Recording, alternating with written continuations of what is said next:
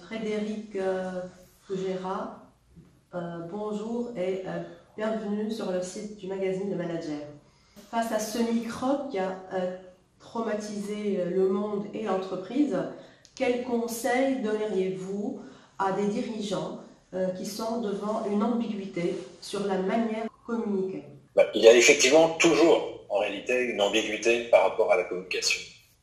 Faut-il communiquer pour être présent, pour ne pas se faire oublier, pour se faire connaître? Et puis en parallèle, le risque de communiquer et de paraître prétentieux, opportuniste.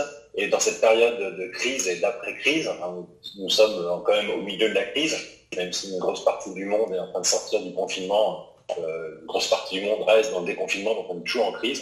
Il y a par rapport à la communication ce doute sur faut-il communiquer ou ne pas communiquer, et surtout comment ne pas risquer de mal communiquer, quitte à communiquer, autant bien le faire, et donc ne pas paraître opportuniste, ne pas chercher à profiter de la crise, ne pas paraître avoir une communication déplacée vis-à-vis de ces différentes parties prenantes. Donc effectivement, il y a toujours une ambiguïté sur la communication, et elle est encore peut-être plus sensible en période de crise.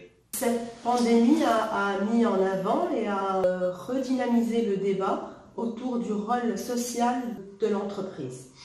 Alors, quels prérequis l'entreprise devrait avoir pour capitaliser de la valeur grâce à sa raison d'être? Ce qui doit caractériser la communication dans une période de crise comme celle que le monde vient de vivre, c'est surtout de ne pas chercher à manifester une volonté de faire du profit sur la crise, de profiter de la crise, de profiter des gens, de profiter du malheur des gens. Ça, c'est probablement ce qu'il y a de pire de façon générale, mais encore plus aggravé au moment d'une crise. Et au contraire, la communication, elle doit plutôt être là pour rassurer, elle doit faire preuve de proximité, elle doit expliquer les choses, elle doit accompagner les gens dans une période d'incertitude qui est très forte. Et dans cette période d'incertitude, on a besoin de repères, on a besoin d'être rassuré, on a besoin de bases un petit peu solides sur lesquelles s'appuyer pour justement ne pas se sentir toujours plus fragilisé, mais plutôt un peu plus rassuré. Comment, aujourd'hui, dans ce contexte, approcher, je dirais même faire adhérer les clients à sa marque? Ce que je trouve intéressant dans cette période de crise, c'est qu'elle a justement montré quand les entreprises avaient de vraies valeurs. Je préfère parler personnellement d'engagement que de valeurs. Les valeurs, c'est peut-être plus personnel, mais je sais que c'est le terme qui est souvent utilisé par tout le monde. Donc, quelles sont ces vraies valeurs et quelle est sa raison d'être? Et parfois, ces valeurs ou cette raison d'être ne sont pas forcément très sérieuses. Elles ont parfois une connotation uniquement d'outils de communication ou de marketing. Et pendant la crise, en fait, beaucoup d'entreprises ont pu justement réaliser ou montrer ce à quoi elles servaient. Et quand elles ont pu montrer ce à quoi elles servaient, ça veut dire certainement que leur raison d'être était la bonne et qu'elles savent quel est le rôle qu'elles peuvent jouer dans la société, que ce soit un rôle social, éventuellement un rôle politique, un rôle citoyen. Et quand elles ne savent pas vraiment à quoi elles servent, et probablement elles ont à travailler sur leur raison d'être et peut-être faire un travail plus en profondeur qu'un travail qui se limiterait à de l'affichage, à du marketing ou à une apparence, mais qui ne serait qu'un vernis et qui manquerait de profondeur. Alors, je pense que la façon de communiquer et la façon d'approcher commercialement les clients va effectivement changer. Je pense qu'il va falloir faire preuve de beaucoup plus de simplicité, d'humilité, de transparence, d'authenticité.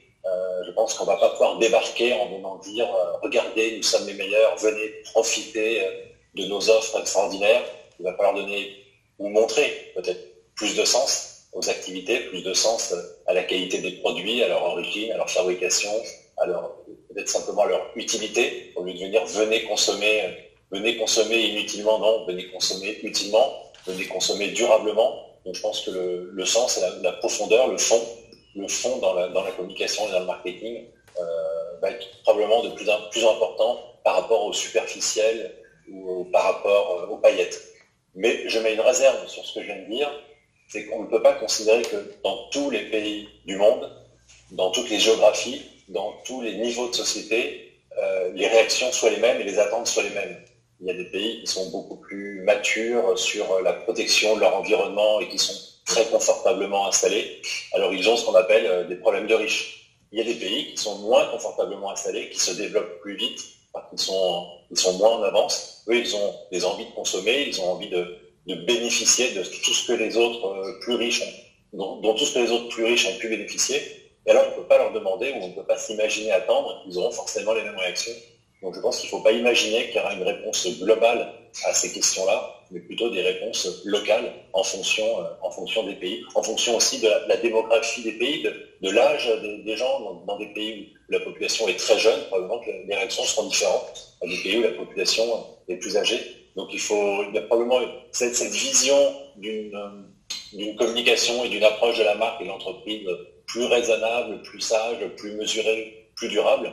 Elle est probablement globale, mais je pense qu'il y aura des réserves et des nuances en fonction de chaque pays, de chaque zone géographique, et donc de l'attente des populations qui constituent ces pays.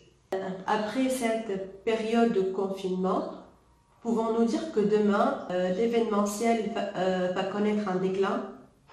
Je ne pense pas que nous soyons aujourd'hui sur le déclin de l'événementiel, en tout cas pas demain. Aujourd'hui, oui, parce qu'il y a des interdictions, il y a des obligations de distanciation.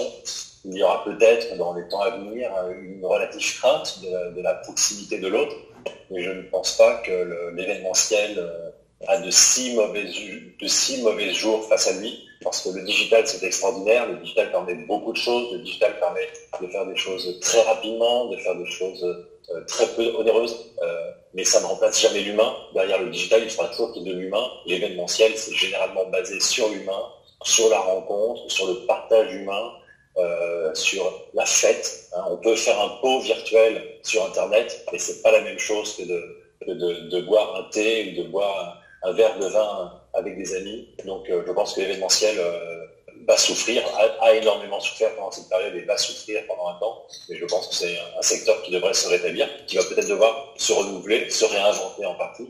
Mais je ne pense pas qu'on puisse se priver de rencontrer les autres, d'avoir des échanges chaleureux, amicaux, humains avec les autres, et que nous allons passer notre vie derrière un écran de smartphone, de tablette ou d'ordinateur.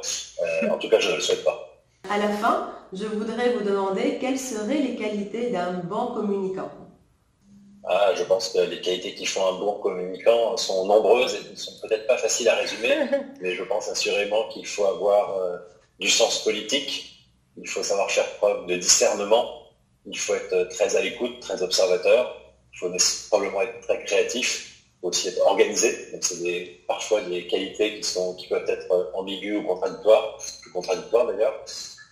Mais voilà, c'est ce mélange d'ouverture, de curiosité, de regard, d'intérêt vers l'autre, mais aussi d'organisation, de respect de procédures, de réglementation.